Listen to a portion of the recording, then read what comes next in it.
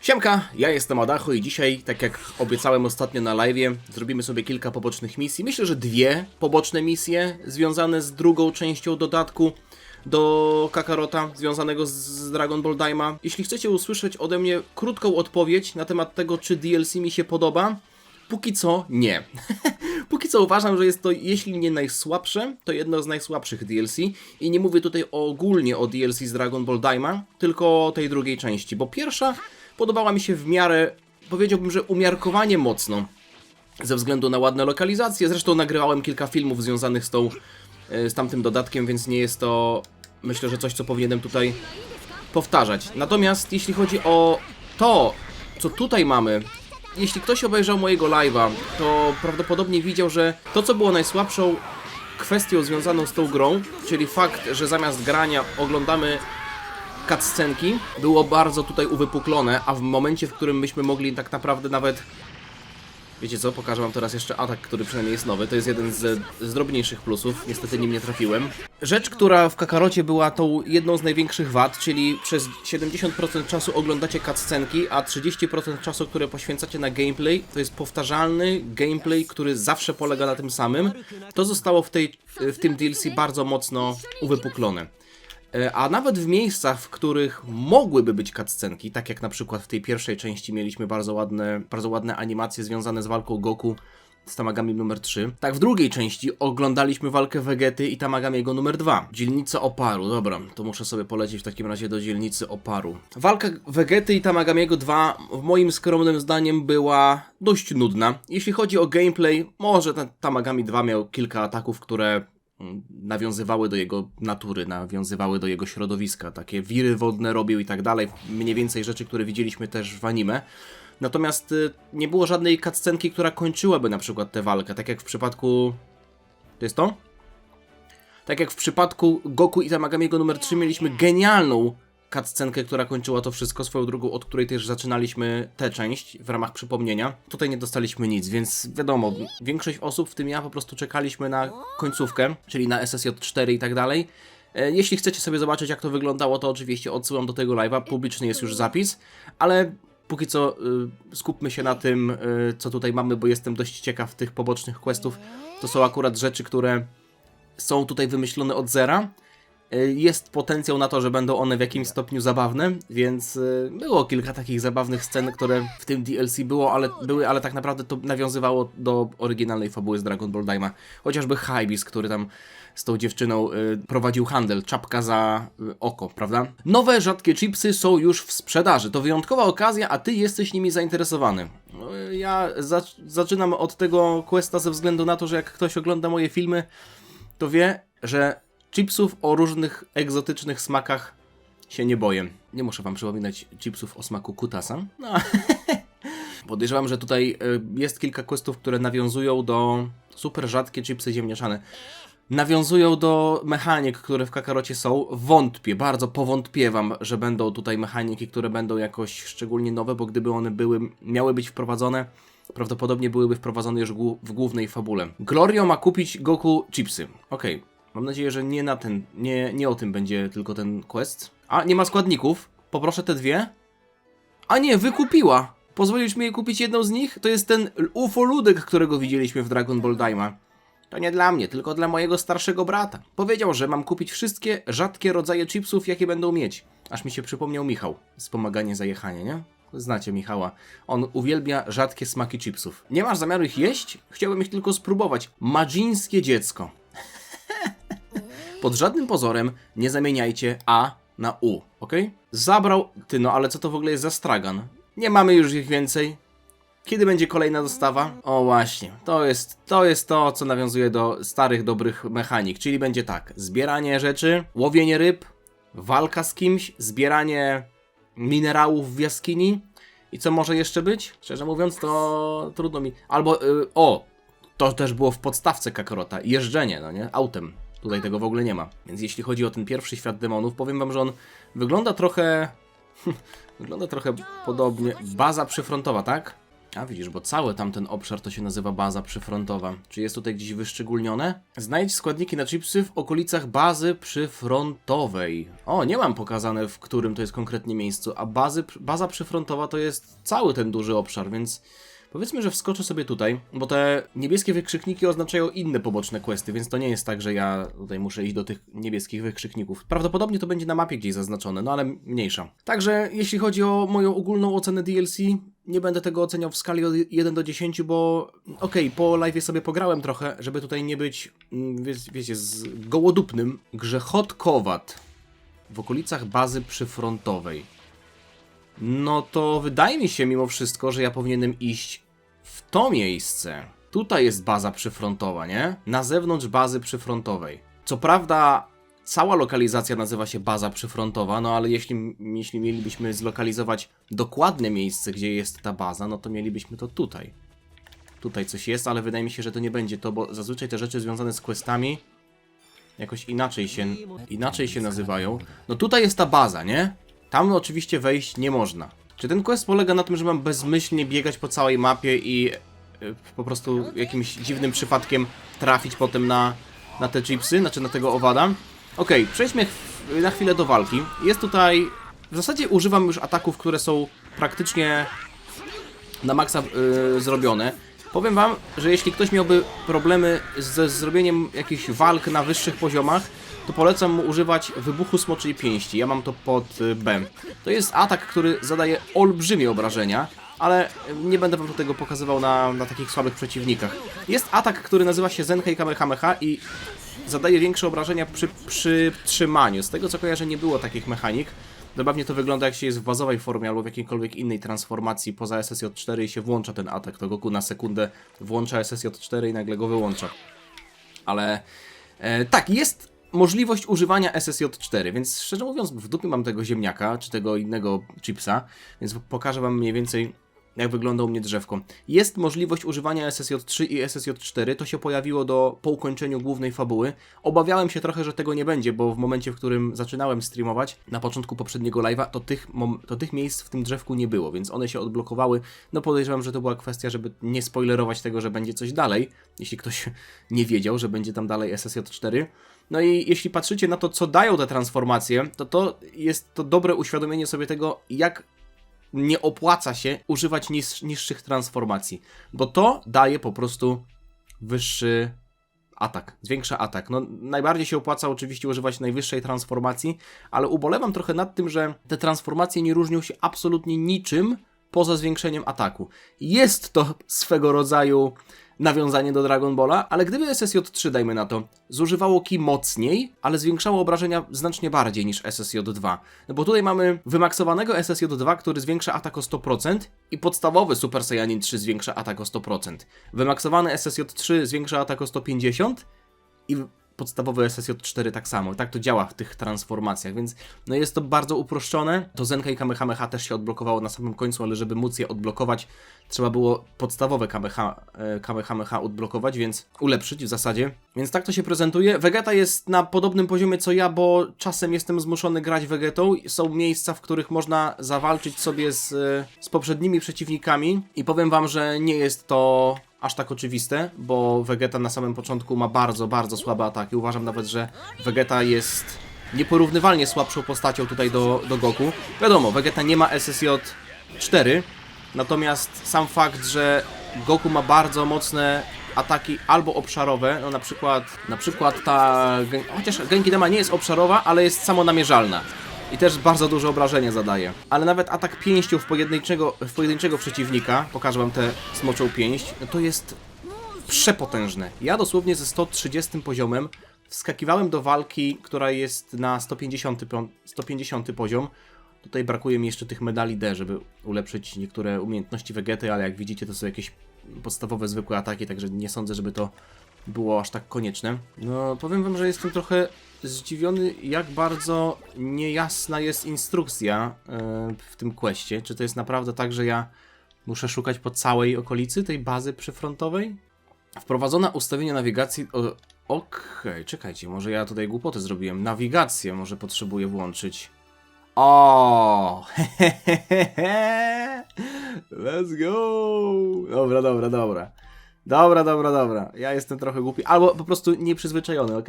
Raz na ruski rok gram w tego Kakarota, bo tak jak DLC wychodzi, nie? Więc sobie zróbmy tak. Zaznaczam to sobie na mapce. Idziemy sobie w tym kierunku i wszystko już jest jasne. Także okej, super. Będziemy mieli w takim razie chipsy o smaku kutasa. Rozumiem i szanuję. Jest to dość smutne, że jedyne DLC, którego nie mam, czyli to z Trunksem, Future Trunksem i Future Gohanem, które jest uznawane za najlepsze DLC. Przynajmniej takie słyszę głosy. Nieraz słyszałem takie głosy. To jest jedyne, którego nie mam i jedyne, w które do tej pory nie grałem. Ostatnio wam też zresztą na ten temat mówiłem. Wiecie co? Będę olewał tych gości, bo nie zależy mi aż tak bardzo, żeby... Chociaż nie, ja się muszę w tę stronę udać. No dobra, niech będzie, że ich tutaj szybko pokonam. Powiem wam, pokażę wam jeszcze fajną animację. Animację fali Goku w SSJ4. Oczywiście nawiązuje ona do anime, ale muszę przyznać, że efekty specjalne, ta aura, to jest też coś bardzo, bardzo przyjemnego, więc uważam, że Kakarot jak najbardziej w niektórych miejscach, w niektórych momentach jest naprawdę w stanie dowieść, jeśli chodzi o elementy audiowizualne. Bardziej wizualne, no bo audio to tutaj jest rzecz, powiedzmy, obok której można przejść obojętnie w tę stronę. Tutaj muszę iść. Kurwa, chłopy, puśćcie mnie! Także taktyka na te walki w zasadzie losowe jest zawsze taka sama, jak widzicie. Na początku asysta, potem transformacja. Tutaj widzę, że jest gość trochę silniejszy. Nie będę nawet ładował na niego Kamehameha. Bardzo przyjemnie jest korzystać sobie z Kaioshina jako postaci dodatkowej, ze względu na to, że on ma leczenie. I to jest naprawdę bardzo przydatna umiejętność, bo biorąc pod uwagę, że macie możliwość tutaj do wrzucenia do drużyny albo Shina, albo w zasadzie moglibyśmy wrzucić Shina i Glorio, nie? Ale Vegetę wrzucam ze względu na to, że on też dzięki temu dostaje więcej expa. No i jest silniejszy, ma silniejsze ataki, bo jak widzicie Glorio ma typ ataku, Vegeta ma typ ataku, Shin ma typ wsparcia takiego, powiedzmy, defensywnego. No i Shin ma po prostu stuna, jest w stanie unieruchomić przeciwnika, jest w stanie uleczyć, więc posiadanie go w drużynie jest bardzo, bardzo przyjemne, bo tak naprawdę nie musicie potem iść do jakichś tam ognisk, no nie? Wiecie co? Tam chyba coś jest. Z tego co widzę, to tam coś jest, bo to jest znaczek, który oznacza, że coś tam związanego z questem się kryje w tych krzakach. Także tam sobie skoczymy. Wygląda na to, że będę jadł chipsy. Jest! I co? Jestem tepnięty z powrotem? Nie. To zdecydowanie grzechot Kowart. Sklepikarz powiedział, że dostaniemy za niego niezłą sumkę, prawda? Co powinniśmy zrobić? Tak naprawdę nie potrzebujemy pieniędzy, niech to będzie prezent. Cóż, myślę, że Son Goku może z nim zrobić co chce. W końcu to on złapał tego owada. A, okej. I teraz będą zbójcy, którzy chcą nam zabrać owada. Ja wiem. Dajcie nam tego owada, bo oni nie mogli go sami znaleźć, nie? Jakby złapać. Łatwiej jest pobić Goku, Vegetę i w ogóle ile tam jest osób. Jak ja patrzę na tę ekipę, to jestem tak poirytowany z perspektywy czasu, jak bardzo przeludnione jest Dragon Ball Daima, jaki tam jest sztuczny tłum zrobiony. 9 osób. 9 osób w ekipie. Jakbyśmy mieli zebrać ekipę w ogóle z klasycznego Dragon Balla pod koniec, to nawet byśmy tylu nie zebrali. Mieliśmy tak: Goku, Krillin, Tenshinhan, Chaozu, Yamcha, Roshi, Bulma, Yajirobe. To jest 8 osób. Kami, można, nie wiem, Kamiego podłączyć, mimo że on nie był w ekipie. Ominąłem kogoś? Lunch, o. No to jest praktycznie tyle, ile w całym Dragon Ballu było ważnych postaci. Takich pierwszoplanowych. A tutaj mamy w 20-odcinkowej serii ekipę złożoną z 9 postaci, które w większości są po prostu zwykłymi gapiami. A widzieliście? Jestem w bazowej formie i używając tego ataku zmieniam się momentalnie w SSJ4. No tutaj jest to quest na niski poziom, więc nawet nie ma co się zastanawiać. Bardziej niż używanie jakiegoś SSJ, czy SSJ2, czy nawet SSJ3 opłaca się być w bazowej formie. Wiecie dlaczego? Bo okej, może nie jesteście w stanie zadawać większych obrażeń, ale przynajmniej ki wam nie spada. A jest umiejętność, która sprawia, że mając pełny pasek ki zadajecie więcej obrażeń. Więc pytanie, czy lepiej włączyć SSJ na przykład, który tam daje wam, nie wiem, 20 czy 50% zwiększonych obrażeń, czy po prostu używać tej umiejętności pełny bug. Wiadomo, no pełny bug też zakłada, że nie używacie ataków ki, bo używanie ataków ki, no oczywiście zużywa energię, więc wtedy ta umiejętność przestaje być aktywna. Ale myślę, że tutaj pod kątem balansu 19 tęczowych kul? A co takie gówno?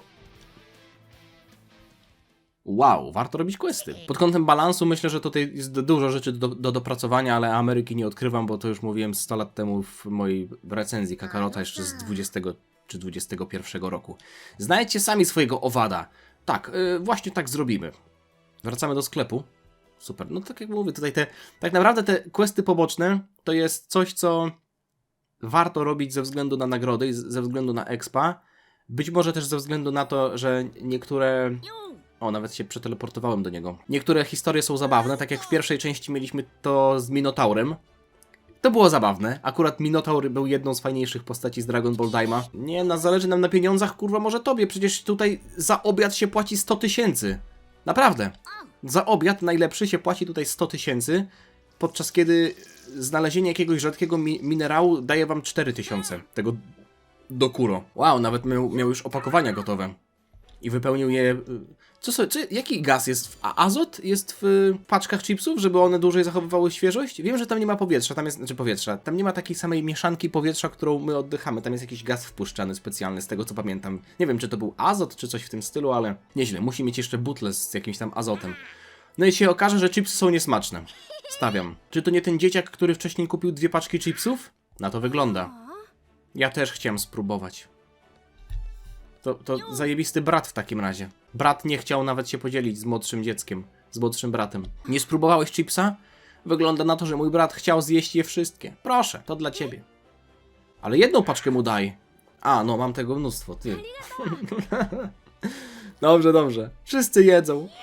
O, nawet zanimowali otwartą paczkę. Nie, no to szanuję w takim razie. Przecież do tej pory w Kakarocie to jak ktoś jadł, to był czarny ekran i dźwięki... Naprawdę. Naprawdę ostre. Czy one są w ogóle smaczne? Piccolo nie chce jeść, Vegeta też nie chce jeść. Są super. Przestań się ociągać i spróbuj. Shin i Piccolo nie chcą. Nieco pikantne, ale też słonawe. No to tak jak moje.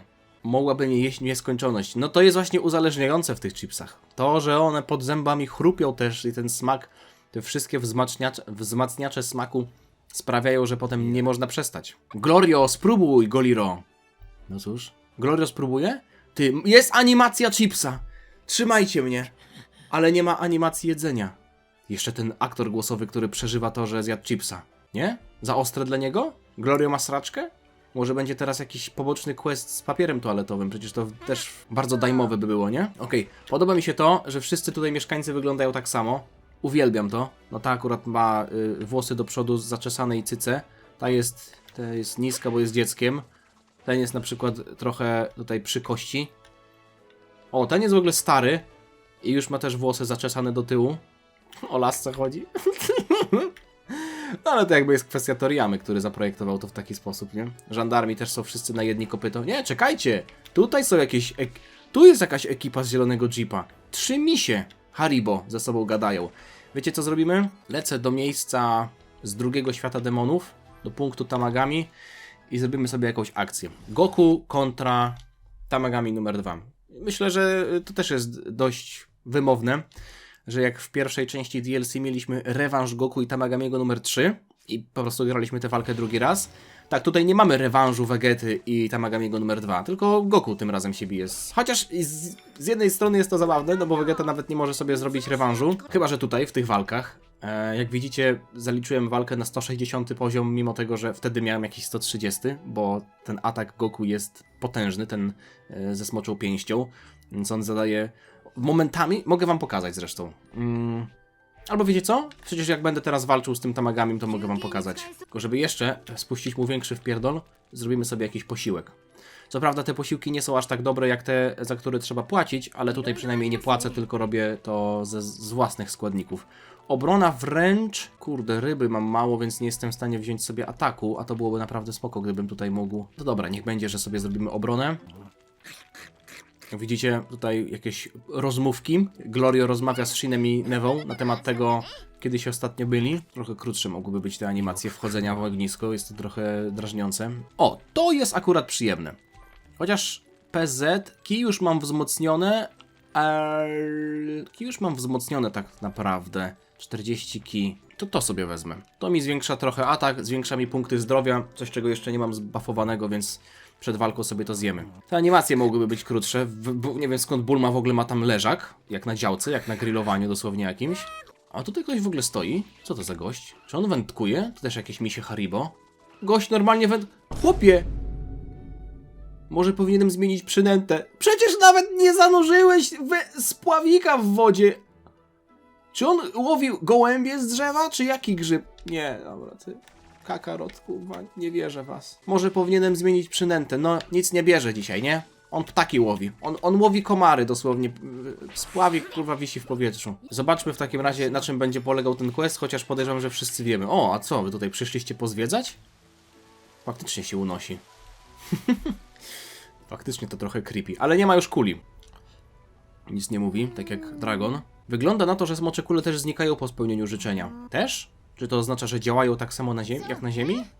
Tak, lecą na drugi koniec świata i przez rok są kamieniami. A Tamagami śpi, czy co? Chociaż nie widać, oczy takie ma zamknięte. Mamy radar, na Ziemi nie ma Tamagami. Masz coś, co służy do znajdowania smoczych kul? Niesamowite. Ty, a jakby na przykład... Przecież w Kakarocie też się szukało smoczych kul. Może trzeba będzie znaleźć smoczą kulę, włożyć mu ją do klaty i wtedy on dostanie zasilanie. Ale Newa tam jest przecież, a Newa śpi chyba, nie? Też chce walczyć z tym Tamagami. Nie, Newa nie śpi, okej. O! Teraz nie pilnuje smoczej kuli, więc przynajmniej będzie miał jakieś zajęcie. Masz ochotę powalczyć? No dobra, niech będzie. Zwój samoleczenia. Ej, to może być przydatne. Te zwoje akurat są dość przydatnymi rzeczami, bo posiadając taki zwój macie możliwość opanowania nowej umiejętności. W przypadku Vegety na przykład jest zwój, który... Znaczy też w przypadku Goku, ale w przypadku Vegety mam to zebrane. Który włącza automatycznie Super Saiyanina 2. Nawet jak on jest postacią wspierającą.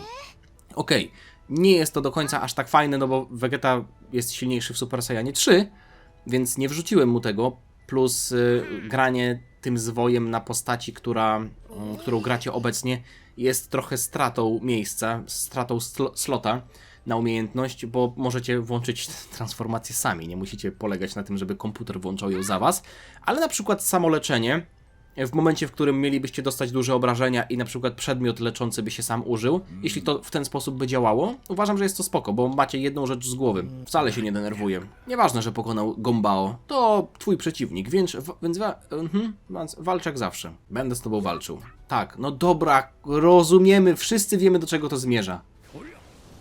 O! Jestem ciekaw, czy w Dokanie, albo w Legends to wiem, że już się ten Tamagami pojawił. Ale czy będzie jakoś wyszczególnione, że to jest inna forma Tamagamiego? Podejrzewam, że nie, że jakiś wzmocniony, no nie? No bo jest on wzmocniony. Albo na przykład byłoby jak w przypadku Paekuhana albo Hita. Nagle stałby się poważnym. Seriousness. Jak widzicie, nie mam tutaj możliwości korzystania... Wiecie co? Będę używał wszystkich form po kolei poza SSJ-em. Jak widzicie, tutaj ten Tamagami nie zadaje mi dużych obrażeń, bo ma praktycznie 30 poziomów mniej ode mnie. Szczerze mówiąc, to nawet chyba nie będę was męczył innymi transformacjami, bo pewnie większość z was chce zobaczyć SSJ 4. Dobra. Odrzućmy go trochę. Jak widzicie, w ogóle też zwykłe kombosy Goku, tych zwykłych ataków, prawda, one są trochę wolniejsze. Goku wypuszcza trochę wolniej ciosy. Chciałbym zrobić tak, że naładuję sobie trochę ki i wtedy załączę to zwykłe kombo. To jest atak, którego muszę niestety uniknąć. I może wtedy będzie ładna animacja, jak to zrobię. Bo chyba potrzebuję ki. No nie, dobra, niestety się nie udało. Ale Goku ma możliwość odpalenia takiej fajnej animacji, kiedy załącza zwykłe kombo. Ale chyba nie teraz. Dobra. Spróbujemy tę smoczą pięść użyć. Nie wiem, czy on tego nie zablokował przypadkiem. No, w przypadku tej walki to może nie zadaje aż tak dużych obrażeń, ale naprawdę są momenty, kiedy ta smocza pięść była w stanie zadać dosłownie 3 paski HP. Dobra, trochę się muszę skupić, bo zacząłem za dużo gadać. To jest też jeden z jego ataków. Myślę, że ja tutaj mogę zaatakować go Kamehameha. Nie wiem, czy weszło. Trochę daleko odleciał, więc jestem poza zasięgiem smoczej pięści. Jest zmęczony. Dobra, teraz go tym trafię. No bardzo dużo obrażeń to zadało. To jest akurat atak, który chcę wam pokazać. To jest ten atak, który raczej działa na wielu przeciwników. Więc używanie go na jednej postaci nie jest za bardzo opłacalne. Tutaj muszę trochę pounikać, więc póki on nie przestanie mnie atakować, to to będę stawiał blok, w drugą stronę też atakuję. No jak widzicie, ma kilka takich technik. Chyba nawet tym nie trafię. No właśnie, Kamehameha jest o tyle sytuacyjnym atakiem, że musicie mieć pewność, że postać stoi w miejscu. Na przykład teraz. Jest ten moment, w którym atak staje się nieco większy. Więc to jest jakby oznaczenie, że jest on już maksymalnie naładowany. Z tego co kojarzę, to nie działa tak, że im dłużej go ładujecie, tym jest on silniejszy. Wiecie co? Nie chcę tutaj tej przegrać walki, bo ja się tutaj skupiam na tym, żeby wam trochę pokazać rzeczy więcej. Żeby ta walka nie skończyła się za szybko. Bo ogólnie takie walki najlepiej wygrać w taki sposób, że ładujecie kij i od razu rzucacie pięść smoka. Ale wiecie co? Skończę to Kamehameha. Myślę, że tutaj będzie jakaś ładna animacja. Nie ma? Okej. Czasem się załącza. Nie wiem, czemu się teraz nie załączyła. W przypadku Vegety, który kończy walkę za pomocą SSJ... za pomocą Final Flasha, dostaje taką animację na samym końcu. Tutaj, jak widzicie, za dużo się nie wydarzyło. Nie wiem trochę od czego zależy to, że czasem animacja się włącza specjalna. Jak na przykład Vegetą robicie zwykłe combo, to potem załącza się taka drobna cutscenka, którą on kończy jakimś atakiem ki. Zresztą w przypadku Goku, który używał SSJ2 bodajże też coś takiego jest, że on na samym końcu puszcza Kamehameha. Tutaj czegoś takiego nie było, ale w walce dużego SSJ4 Goku z Gomą coś takiego się załączało. Tylko nie wiem, czy to była kwestia tego, że ja to zrobiłem, czy to było zaplanowane z góry. No dobra, czyli rozumiem, że teraz będę mógł się z tym Tamagamim bić, kiedy będę chciał. No, niech będzie. Nie, żeby to było jakoś istotne, bo mam możliwość wejścia do niego, do tej walki poprzez tego czerwonego bicepsa. A, nie mogę się z nim bić, okej, czyli po prostu muszę się faktycznie do czerwonego bicepsa udać. No dobra, tyle jeśli chodzi o dzisiejszy odcinek. Mam nadzieję, że wam się podobało. Jeszcze dosłownie zaraz sobie nagram kolejny z kolejnymi 2 questami, także jeśli napiszecie mi jakieś uwagi tyczące się tego odcinka, prawdopodobnie ich nie przeczytam. W sensie nie wezmę ich pod uwagę w następnym odcinku, ale mam nadzieję, że dobrze się bawiliście. Wiadomo, DLC jest jakie jest, Kakarot jest grą jaką jest. Myślę, że wszyscy już zdążyliśmy się do tego przyzwyczaić, że jest tutaj bardzo dużo niewykorzystanego potencjału i wszystko kręci się ciągle wokół tych samych rzeczy. Natomiast fakt, że można używać SSJ4 jest jakimś drobnym pocieszeniem, chociaż no nie można tutaj używać nawet dużych form, nie?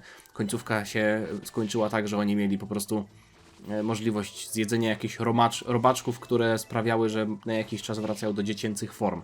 I tak jak Goku chciał sobie jeszcze pochodzić w dziecięcej formie, tak jak Bulma chciała mieć młodszą skórę, tak na pewno nie jest to dobre wytłumaczenie, dlaczego Vegeta wrócił, albo Shin wrócili do tej formy, albo Piccolo, nie? Jakim cudem ich udało się namówić na coś takiego? Słabe wytłumaczenie fabularne tego, że mamy znowu grać dzieciakami, nie chciało im się zrobić dorosłych modeli. Jeśli chodzi o mnie, ja jako fan Dragon Balla jestem do rozczarowań przyzwyczajony, a jeśli chodzi o mnie jako gracza Kakarota, to tym bardziej. Zostawcie lajka, zostawcie suba, dzięki za oglądanie i widzimy się niebawem. Trzymajcie się, na razie, cześć. Dziana.